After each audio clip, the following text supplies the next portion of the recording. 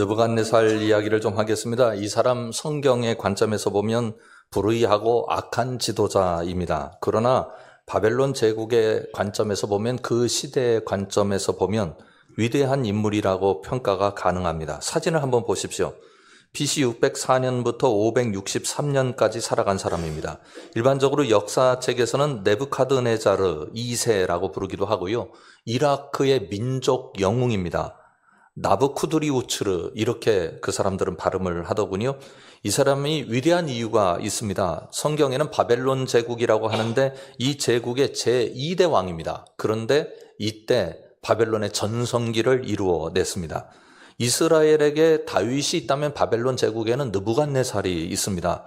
이 사람을 일컬어서 바벨론의 왕이다, 수메르와 아카드의 왕이다, 우주의 왕이다, 이렇게 부릅니다. 우주의 왕이라고 부르는 이유는 그 제국의 크기가 어마어마했기 때문입니다. 온 세계, 온 우주를 다스리는 사람이다 라고 사람들이 칭송을 한 거죠. 현재까지도 많은 사람들의 관심을 끌게 하는 위대한 업적을 남기기도 했습니다. 제국이 엄청나게 확장되었을 뿐만 아니라 바벨론문, 마르두크, 지구라트, 바벨론의 공중정원 등 인류 역사상 위대한 건축물들을 남겨놓았고요. 그 기술력과 찬란한 문명을 후대에게 알려주고 있습니다. 그가 이루어낸 바벨론 제국의 크기가 엄청납니다. 역사상 흔하지 않은 제국을 건설했습니다. 지도를 한번 보십시오. 홍해로부터 시작을 해서 지중해와 페르시아만 사이의 대부분의 땅을 모두 차지했습니다.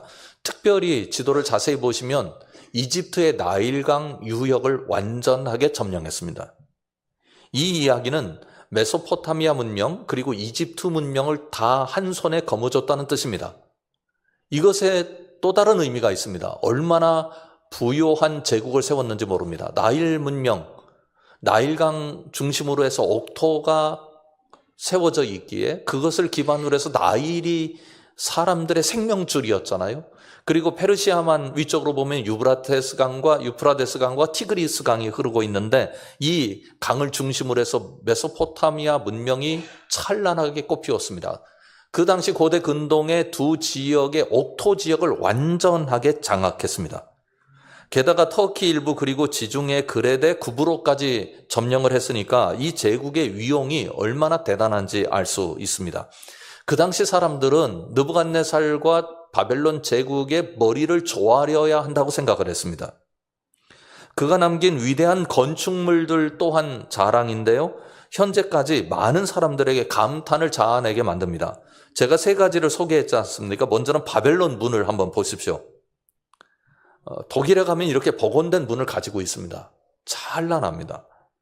유적지를 보면 그 당시 문화가 얼마나 대단했는지 건축 기술의 총화를 우리가 여기서 볼 수 있다. 많은 사람들이 그렇게 평가합니다. 어떻게 그 시대에 이런 건축물이 가능했을까? 지금도 연구 대상입니다.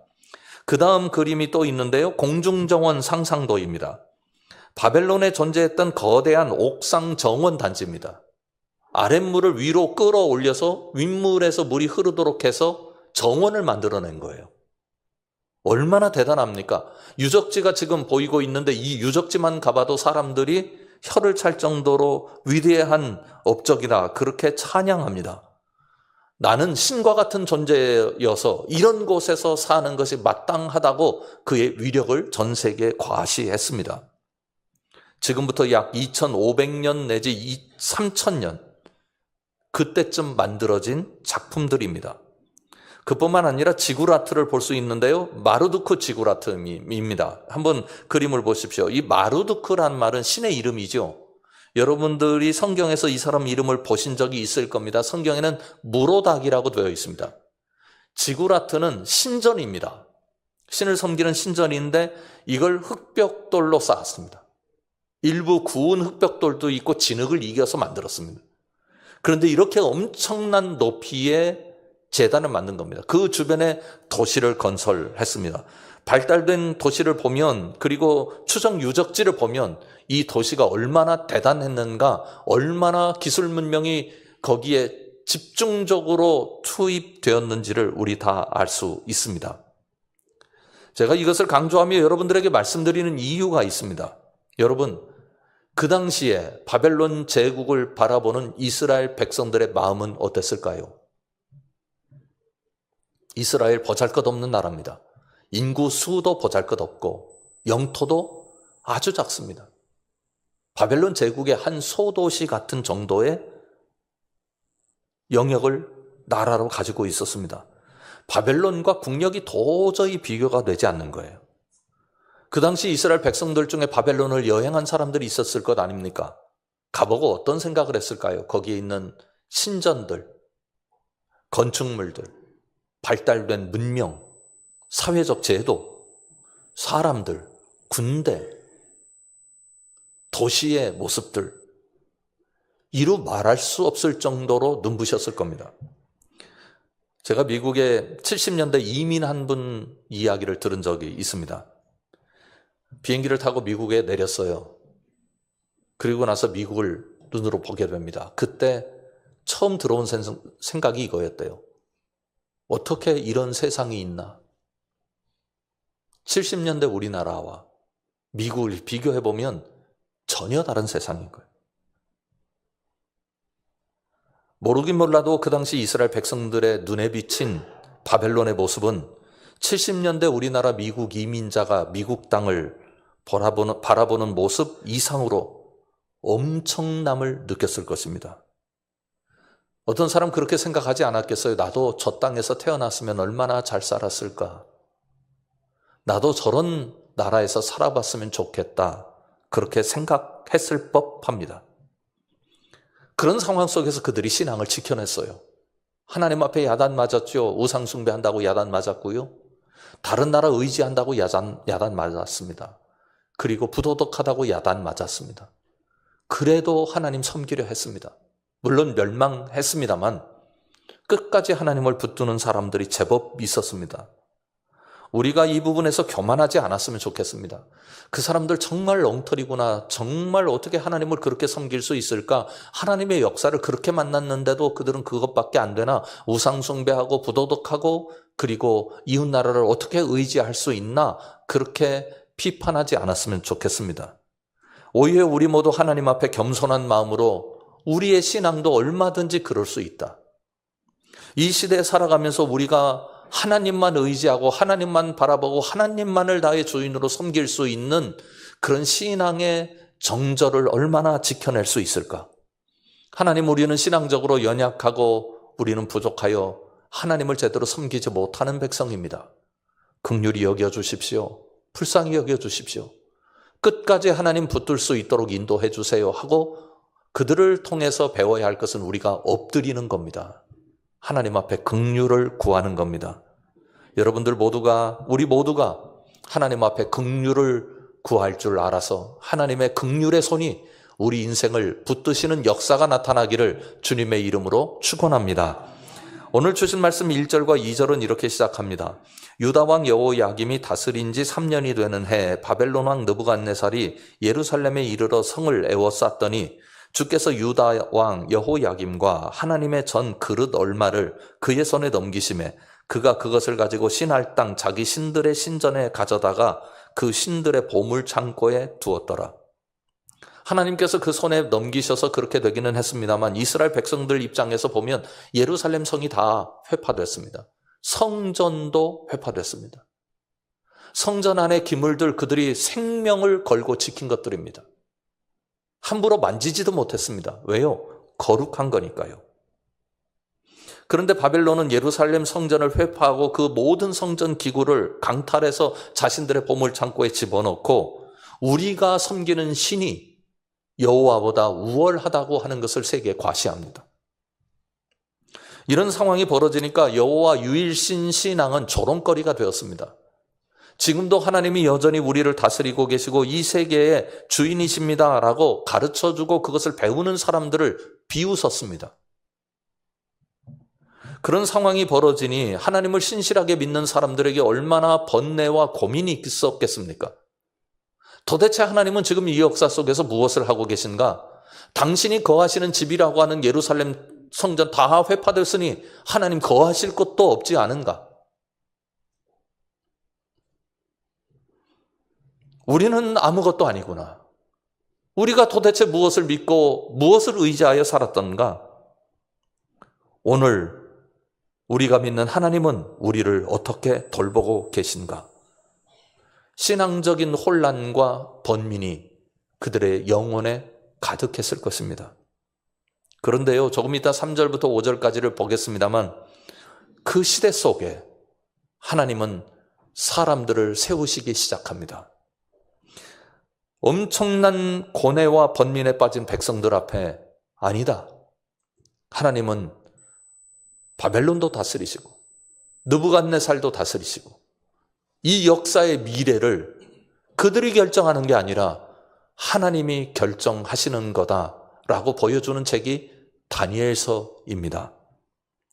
3절부터 5절에서 그 시작을 볼 수 있습니다. 말씀을 보십시오. 왕이 환관장 아스부나스에게 말하여 이스라엘 자손 중에서 왕족과 귀족 몇 사람 곧 흠이 없고 용모가 아름다우며 모든 지혜를 통찰하며 지식에 통달하며 학문에 익숙하여 왕궁에 설만한 소년을 데려오게 하였고 그들에게 갈대아 사람의 학문과 언어를 가르치게 하였고 또 왕이 지정하여 그들에게 왕의 음식과 그가 마시는 포도주에서 날마다 쓸 것을 주어 3년을 기르게 하였으니 그 후에 그들은 왕 앞에 서게 될 것이더라. 어느 날 느부갓네살 왕이 환관장 아스부나스에게 명령합니다. 이스라엘 자손 중에서 이스라엘도 이 땅에서 살고 있으니 이 땅과 그리고 바벨론을 위해서 일할 사람, 지도력이 있는 사람들을 선발해서 그 사람들에게 나의 식탁을 제공하고 훈련을 받아서 지도자 그릇을 만들어내라. 그렇게 지시한 것입니다. 그런데 여러분, 그때 하나님께서 준비시켜 두신 사람들이 있었습니다. 이스라엘 백성들은 우리 역사는 끝났습니다. 우리에게 무슨 미래가 있습니까? 우리 백성 공동체는 이미 끝났습니다. 종지부를 찍었습니다. 우리 역사가 그런 것입니다. 그렇게 판단했을 것입니다. 그러나 하나님은 환관장을 통하여 하나님의 일을 계획하셨습니다.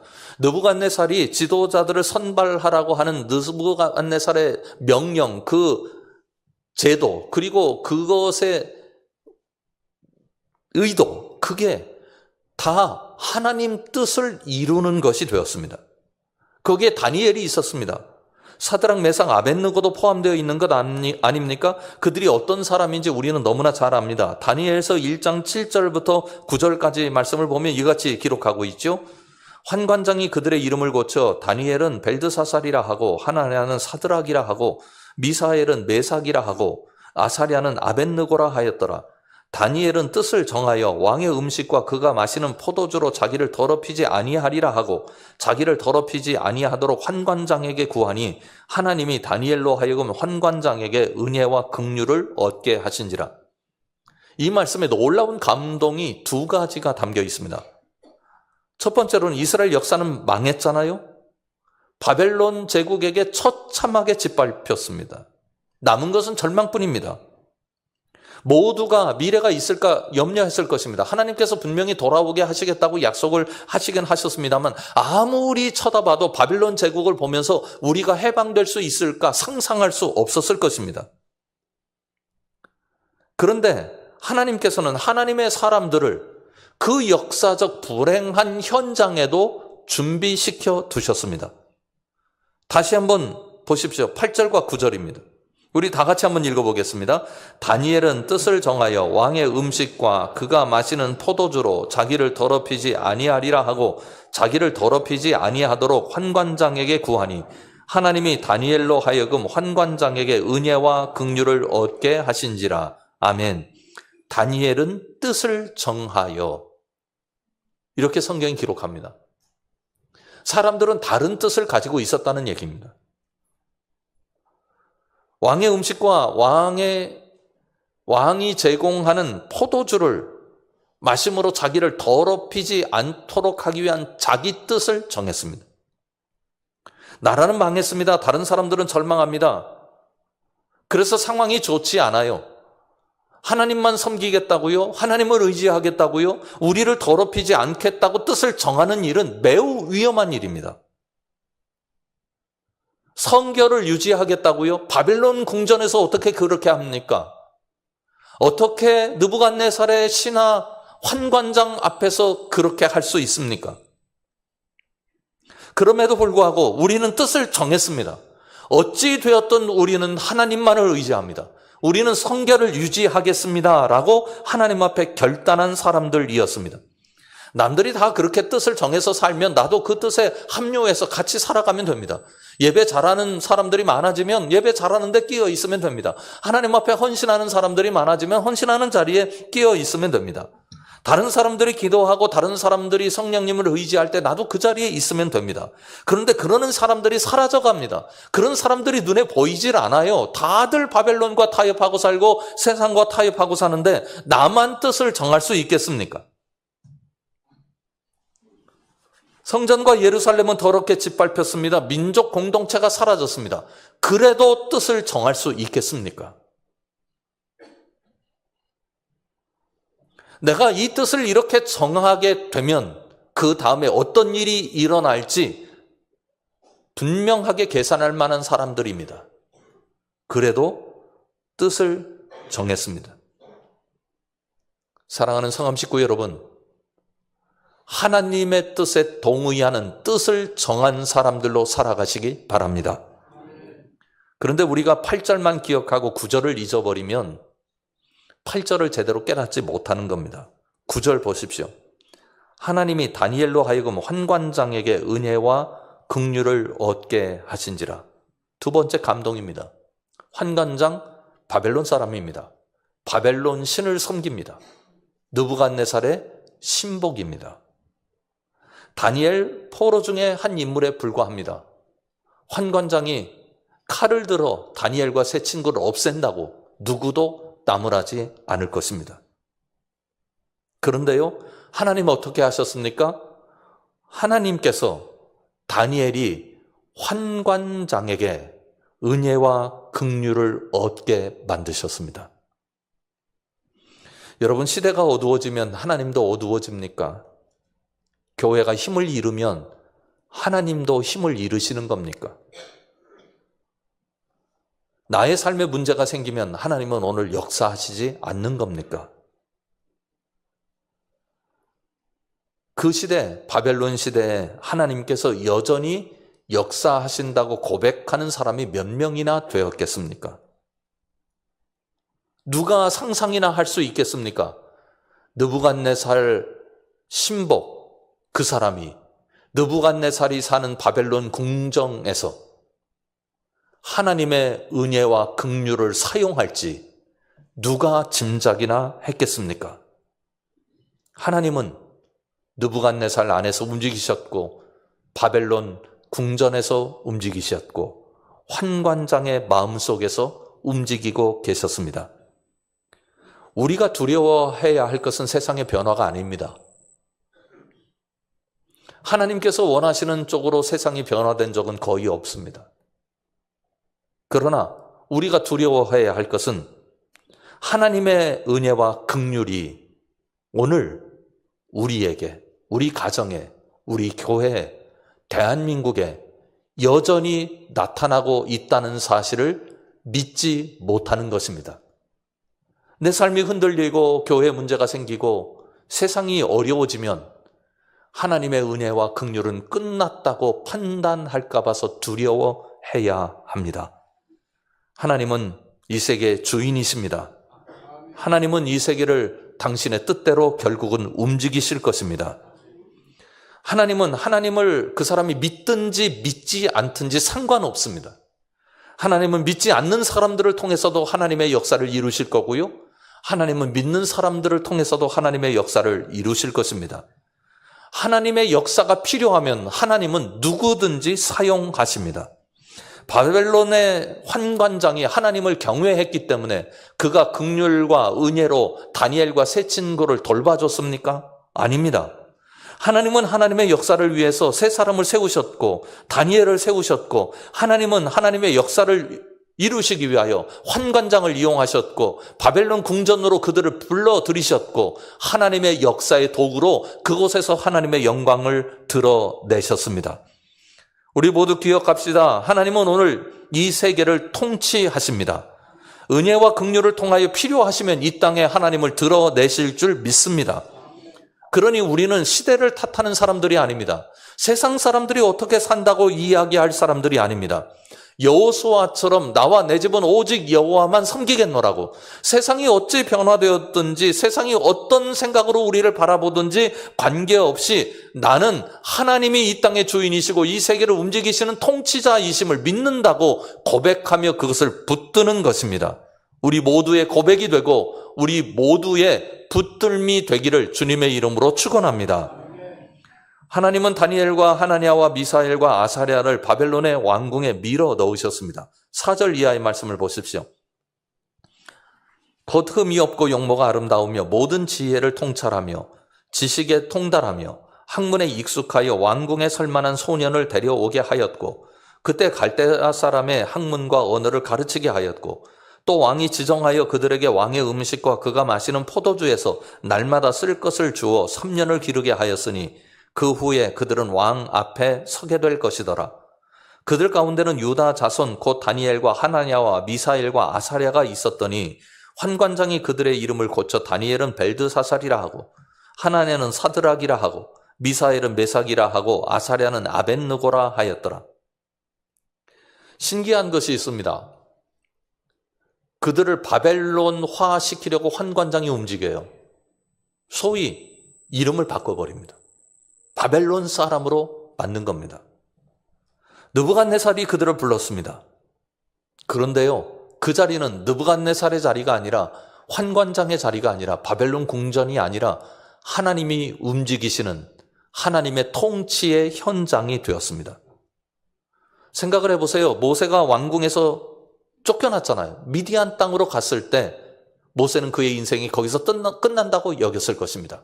그러나 그 미디안 땅은 하나님께서 모세를 사용하시기 위한 훈련의 장이었습니다. 다윗이 사울의 칼날을 피해서 광야로 도망합니다. 다윗은 이대로 내 인생이 흘러갈 것이라 짐작했는지 모르겠습니다. 그러나 다윗을 하나님은 위대한 왕으로 삼으시기 위해서 그 길을 걷게 하셨고 그 길을 지름길로 만들어 주셨습니다. 예수님의 십자가는 로마와 유대 종교 정치 세력의 승리인 것처럼 사람들에게 드러났습니다. 그러나 십자가는 그들이 얼마나 철저하게 패배했는지, 예수님께서 얼마나 완벽한 승리를 이루셨는지를 보여주는 하나님의 역사의 현장이 되었습니다. 중요한 것은 이것입니다. 다니엘과 하나냐와 미사엘과 아사랴의 모습에서 배울 것이 있습니다. 그것은 그 시대 상황이나 그들이 있는 것과 관계없이 그들은 여전히 하나님의 통치 아래 있었다는 것입니다. 생각을 해보십시오. 우리나라 일제 말기에 우리 민족적 인사들 중에 특별히 뛰어난 지도자들 중에 많은 사람들이 변절을 합니다. 그렇게 된 이유가 있었습니다. 그들이 나라의 독립을 위해서 열심히 애를 썼습니다. 모든 재정을 털어놓고 모든 능력을 동원하여 나라를 다시 세우려고 힘을 썼습니다. 그런데 이제 판단해 보니 나라가 다시 설 가능성이 없어 보입니다. 독립할 수 없다고 생각했습니다. 그래서 친일하게 된 것입니다. 현실을 봤다고요. 현실을 선택합니다. 다니엘과 세 친구, 그들의 눈에 드러난 현실이 있었습니다. 그들 똑똑한 사람들입니다. 그들 대단한 지도력을 가지고 있는 사람들입니다. 사리 판단을 못하는 사람들이 아닙니다. 그들 눈앞에 바벨론이 보였습니다. 왕궁도 보였습니다. 느부갓네살도 보였습니다. 환관장도 보였습니다. 그들의 권력이 얼마나 대단한지도 보였습니다. 그런데 그것들이 그들의 하나님을 보는 눈을 흐리게 하지 못했습니다. 그때 그 사람들, 하나님의 사람들의 가장 중요한 현실은 하나님이었습니다. 우리가 이 말씀을 통해서 보아야 하는 것은 다니엘과 세 친구지만 그것보다 더 확실하게 보아야 할 대상이 있습니다. 그들의 신앙이 위대하지만 그들의 신앙을 사용하신 분은 하나님이십니다. 하나님은 바벨론도 다스리고 계셨습니다.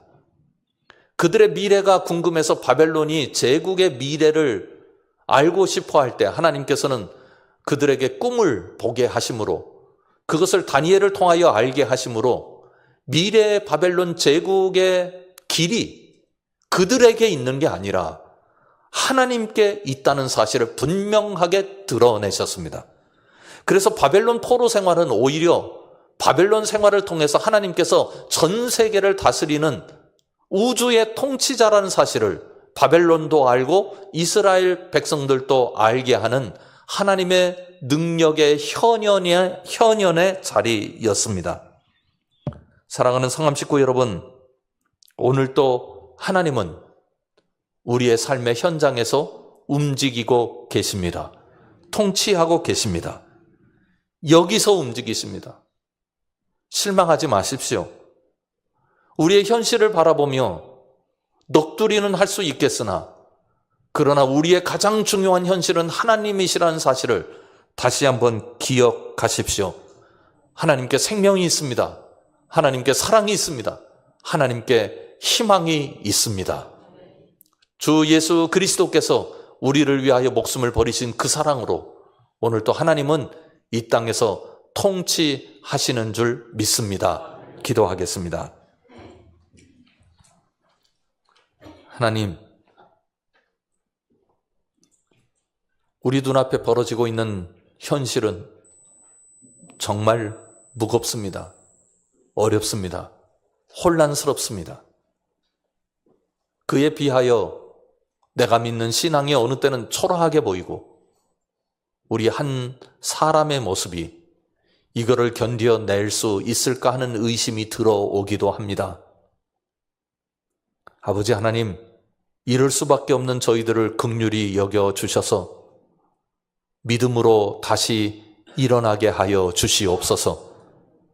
하나님이 여기 계시고 움직이시니 그것이 우리의 힘이고 그것이 우리의 미래이고 그것이 우리 삶을 행복하게 하는 유일한 길임을 깨닫게 하여 주시옵고 하나님을 제대로 붙잡는 그리스도인으로 살아가게 하여 주시옵소서. 예수님 이름으로 간절히 기도드립니다. 사랑하는 우리 성암 식구 여러분, 하나님은 지금 여기 존재하십니다. 그런데 그것만 믿으면 안 됩니다. 존재하시면서 움직이고 계십니다. 꼭 믿음으로 나아가시기 바랍니다.